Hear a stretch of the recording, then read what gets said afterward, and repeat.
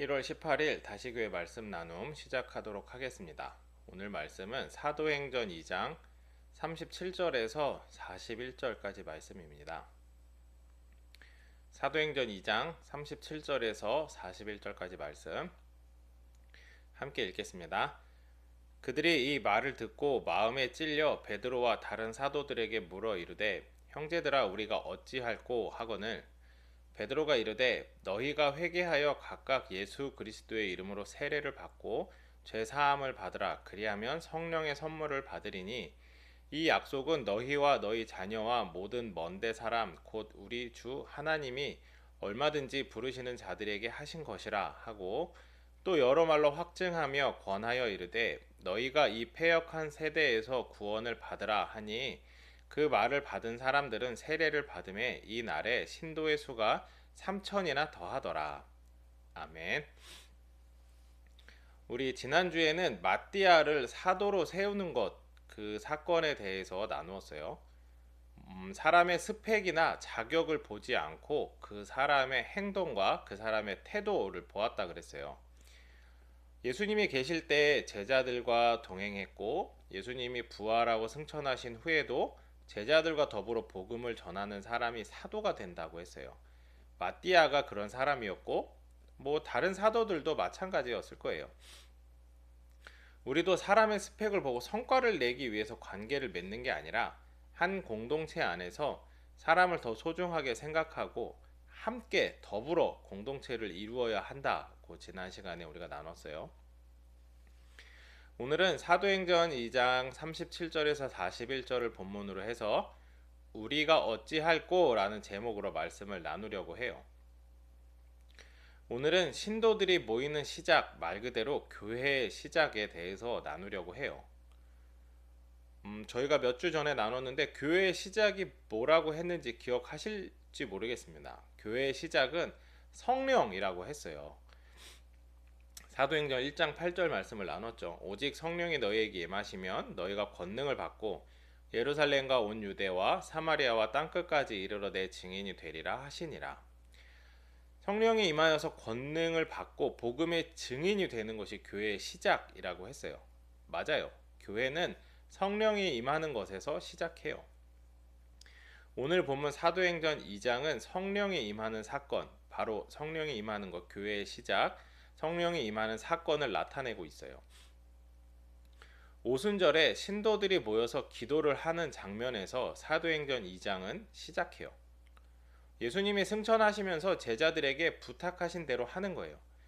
하나님이 약속하신 것을 기다리면서 기도하고 있는 거죠. 예수님이 너희는 예루살렘을 떠나지 말고 하나님이 약속하신 것을 기다리라, 그 말씀을 듣고 그 부탁하신 대로 모여서 기도를 하고 있는 거죠. 이전에 예수님이 말씀하신 것을 기억하는 제자가 있었으면 아마 하나님이 약속하신 것이 성령이구나 라고 생각할 수도 있겠지만 그거를 알았을 수도 있고 몰랐을 수도 있어요. 그저 예수님이 기다리라고 하셨으니까 기다리면서 기도하고 있었을 수도 있어요. 예수님이 기다리라고 부탁하신 것을 듣고 그렇게 하면, 기다리고 있으면 하나님이 약속하신 것을 받을 수 있다, 이 사실을 믿으면서 기도하고 있었던 거죠. 그렇게 기다리면서, 하나님이 약속하신 것을 기다리면서 기도하고 있던 신도들에게 성령님이 임해요. 모두 다 성령의 충만함을 받아요. 흔히 나타나지 않는 초자연적인 현상이 나타나요. 사도행전 2장 2절하고 4절을 보면 나타나요. 제가 한번 읽어볼게요. 호련히 하늘로부터 급하고 강한 바람 같은 소리가 있어 그들이 앉은 온 집에 가득하며 마치 불의 혀처럼 갈라지는 것들이 그들에게 보여 각 사람 위에 하나씩 임하여 있더니 그들이 다 성령의 충만함을 받고 성령이 말하게 하심을 따라 다른 언어들로 말하기를 시작하니라. 아멘. 그들이 모여서 기도하는 공간에 급하고 강한 바람 같은 소리가 하늘로부터 나타나요. 그리고 불의 혀처럼 갈라지는 것들이 각 사람 위에 임하여 있는 것이 보여요. 이렇게 성령의 충만함을 받고 성령의 말하게 하심을 따라 다른 언어들로 말하기 시작해요. 예수님께서 말씀하셨던 하나님의 약속하신 것, 성령을 받고 나타난 변화들이에요. 바람 같은 소리가 하늘에서 들린다. 불의 혀처럼 갈라지는 것들이 보인다. 사실 이런 것들은 뭐 비유적인 표현이죠. 정확한 표현은 아니에요. 바람 같은, 불의 혀처럼 이렇게 비유적인 표현이라서 정확하게 어떤 것을 나타내고 있는지 정확하게 알 수는 없어요. 뭐 실제로 소리가 들리고 눈에 보이는 것들이 있었겠지만 정확한 표현은 아닐 수 있어요. 사람의 표현력은 한계가 있기 때문이죠. 근데 이런 것들은 다 차치하고서라도 분명한 사실이 하나 나타나요. 성령이 말하게 하심을 따라 다른 언어들로 말하는 거예요. 방언이라고 하죠. 아마 이 방언도 모인 장소에서만 나타났다면 그게 과연 사실일까 의아해할 수도 있을 텐데, 다른 사람들도 그 소리를 듣고 놀라는 장면이 나와요. 이런 기록들을 보면, 이런 장면들을 보면, 이들이 다른 언어들로 말하기 시작했구나 라는 것은 분명한 사실이라고 할 수 있어요. 성령의 충만이 임하고 나타나는 현상이라고 할 수 있는 거죠. 어쨌든 이렇게 신도들이 성령을 받고 방언을 해요. 예루살렘에는 수많은 지역에서 많은 사람들이 모여요. 예루살렘에 모여서 그들이 제사를 드려야 되기 때문에 수많은 지역에서 많은 사람들이 모여요. 그러니까 많은 언어들이 있었겠죠. 뭐 히브리어로 소통도 하겠지만, 뭐 쉽게 생각해 볼 수 있는 언어가 로마가 사용하는 라틴어가 있을 거고 그리스가 사용하는 헬라어가 있었을 거예요. 그 밖에도 성경에 보면 많은 지역의 많은 언어로 신도들이 말하는 것을 들어요. 사람들이 처음에는 놀라는데 시간이 지나면서 사람들이 조롱을 해요. 처음에는 놀랬겠죠. 제 사람들은 갈릴리 사람들인데 우리 지방 말을 하고 있는 걸 보고 처음엔 놀랐겠지만, 듣다 보니까 갈릴리 지역의 사람들이 다른 지역의 언어들을 말하는 게 마치 술 취한 사람들의 주정 같다고 생각을 하는 거예요. 그러니까 조롱을 하는 거죠. 어떻게 보면 정말 놀라운 사실인데 이게 믿기 어려우니까 부정하는 거라고 생각해 볼 수도 있을 것 같아요.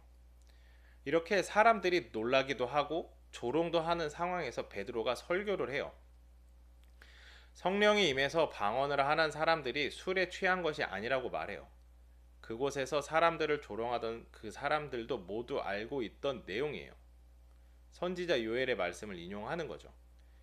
그 시간이 아침이었는데 아침부터 술에 취하지 않았고, 오히려 이 상황은 너희들도 알고 있는 선지자 요엘이 예언한 상황이다, 이렇게 말하는 거죠. 사람들은 베드로의 말을 듣고 수긍했어요. 뭐 완벽하게는 아닐 수도 있어요. 하지만 선지자 요엘이 했던 말이 맞으니까 인정할 수밖에 없는 거죠. 그리고 베드로는 이어서 예수님의 죽으심과 예수님의 부활을 말해요. 모두 다 베드로가 지어낸 얘기가 아니라 사람들이 목격하고 경험한 사실이에요. 그런데 그 사건이 다윗의 고백에 있다는 것을 말해요. 이것도 사람들이 알고 있는 내용이에요. 예수님의 구원 사역이 이미 구약에 언급되어 있는 준비된 것이라고 말해주는 거죠. 사실 이게 베드로의 설교예요. 설교라고 해서 엄청나게 감동적이고 열정적이지 않게 느껴질 수 있어요. 뭐 베드로가 어떤 어조로 어떤 감정으로 했는지는 잘 모르겠지만 문자로 오면 보면 그래요. 뭐 특별한 것도 없고 새로운 것도 없어요. 우리가 이미 알고 있는 예수님의 이야기고 구약의 말씀이에요. 그런데 이 설교가 힘이 있어요. 사람들의 마음을 움직여요. 사람들의 마음을 움직인 결과가 바로 오늘 본문이에요. 베드로의 말을 들은 사람들의 첫 번째 반응은 찔림이에요.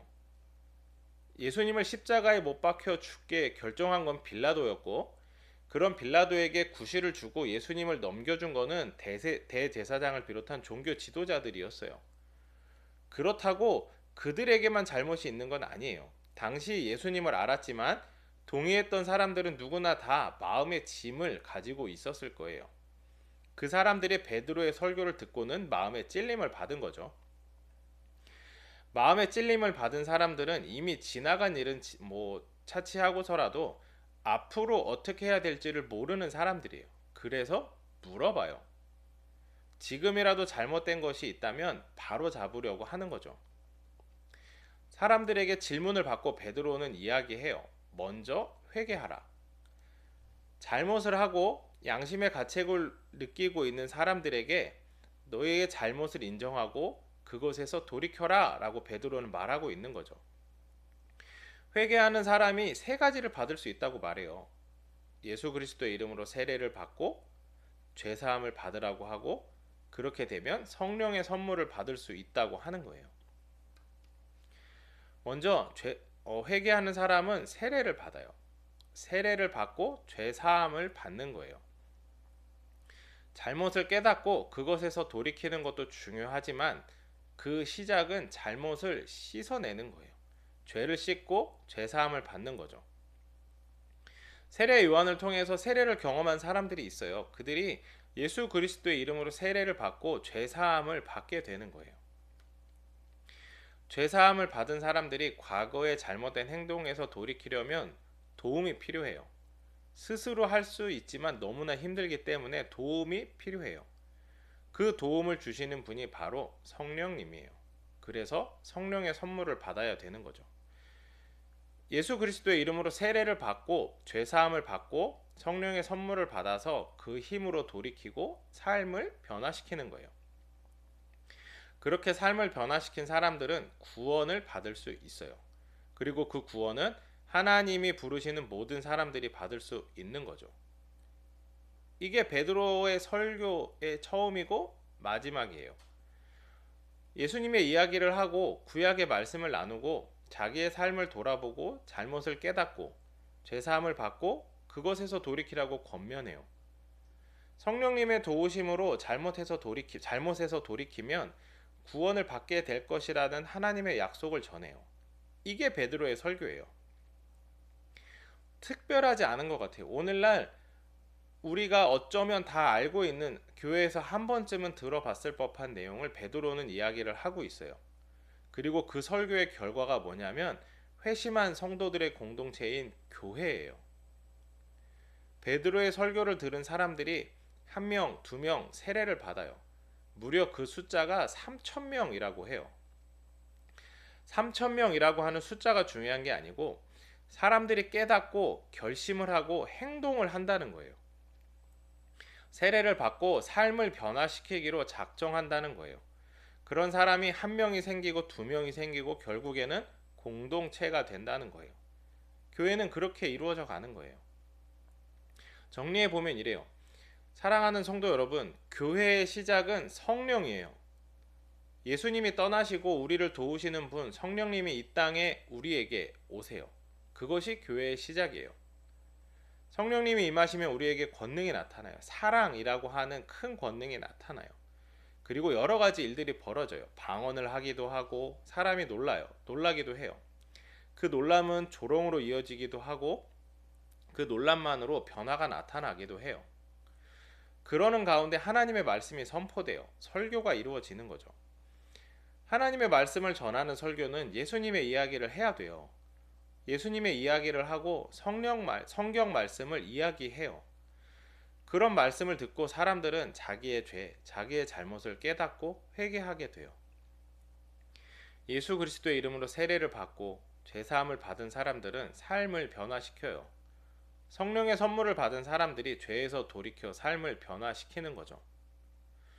오순절날 성령을 받은 신도들처럼 성령의 선물을 받은 사람들은 삶의 변화가 일어나는 거예요. 그렇게 결단하고 삶을 변화시키는 사람들이 모여요.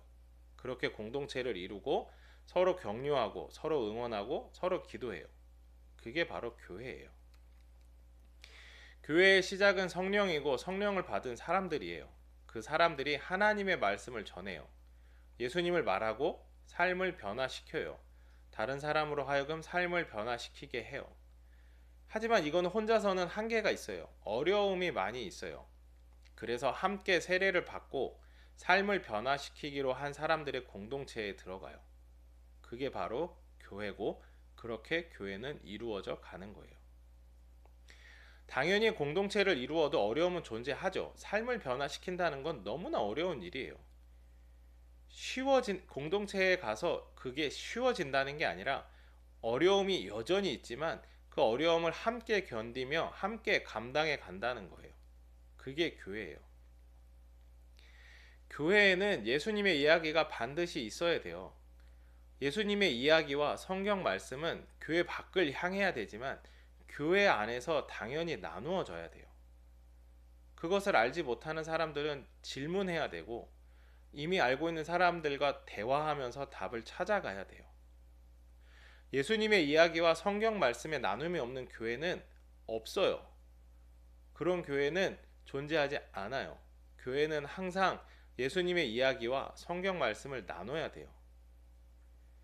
그것이 예배라고 한다면 예배는 시작이에요. 교회에 그런 예배가 없으면 안 돼요. 교회는 반드시 예수님의 이야기를 할 수 있어야 되고 성경 말씀을 나눠야 돼요. 강단에서만 외치는 게 아니라 서로 질문하고 대화하고 답을 찾아 나가는 그런 과정이 반드시 필요해요.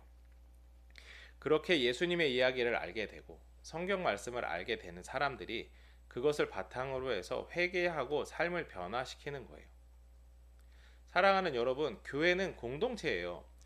삶을 변화시키기로 작정한 사람들의 공동체죠. 그리고 그 삶의 변화는 예수님으로 말미암아야 되고 말씀으로 말미암아야 돼요. 성령으로 말미암아야 돼요. 우리의 노력이 더해져야 하겠지만 그 시작은 반드시 예수님, 말씀, 성령님이어야 돼요. 우리의 삶을 돌아보고 반성하되 예수님을 잊지 않아야 되는 거죠. 예수님이 없는 교회, 성령님이 없는 교회, 말씀이 없는 교회는 존재하지 않아요.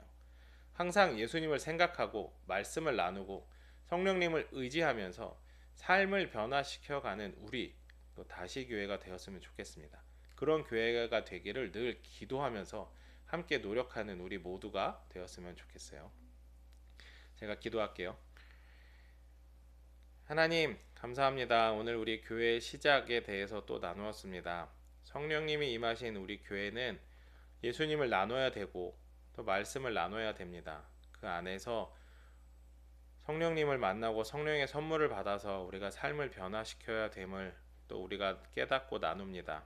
하나님 우리가 모일 때마다 예수님을 나누게 하시고 말씀을 나누게 하시고 성령님께 기도할 수 있는 우리 공동체가 되게 하시고 우리 교회가 되게 하여 주시옵소서. 우리의 삶을 변화시키는데 예수님 또 하나님 또 성령님 늘 의지하면서 삶을 변화시켜 나가는 우리들 한 명 한 명 되게 하여 주시옵소서. 예수님의 이름으로 기도드렸습니다. 아멘. 다시 교회 말씀 나눔 마치도록 하겠습니다.